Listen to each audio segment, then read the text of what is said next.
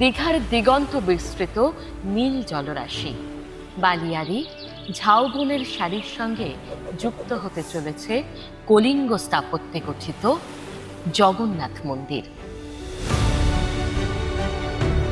পুরীর মন্দিরের সঙ্গে মিল রেখে মূল মন্দিরে রয়েছে 4টি ভাগ: গর্ভগৃহ, তার সঙ্গে জগমোহন, নাটমণ্ডপ, ভোগ মণ্ডপ।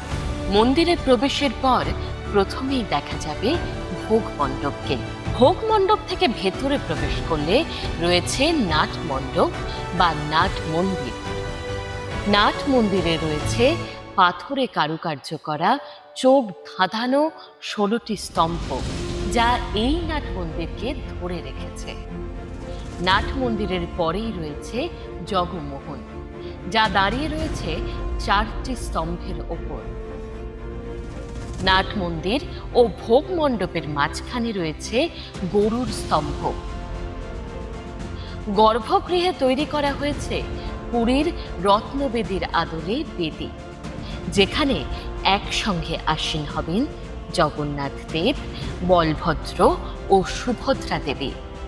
পুরীতে এই 3 জনের মূর্তি নিম কাঠের, কিন্তু দীঘার মন্দিরে মূর্তি তৈরি করা হচ্ছে মার্বেলের। তবে পুজো হবে দারু মূর্তি। রথের দিন এই দারু মূর্তি নিয়ে হবে রথযাত্রা। এছাড়াও মন্দিরে থাকছে জগন্নাথ দেব, বলভদ্র, সুভদ্রা দেবীর শয়নের জন্য 3টি সুদৃশ্য খাট।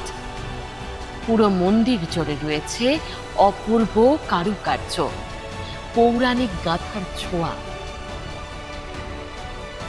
আগামী 30শে এপ্রিল অক্ষয় তৃতীয়ার দিন সাক্ষী হন আধ্যাত্মিক দর্শনের।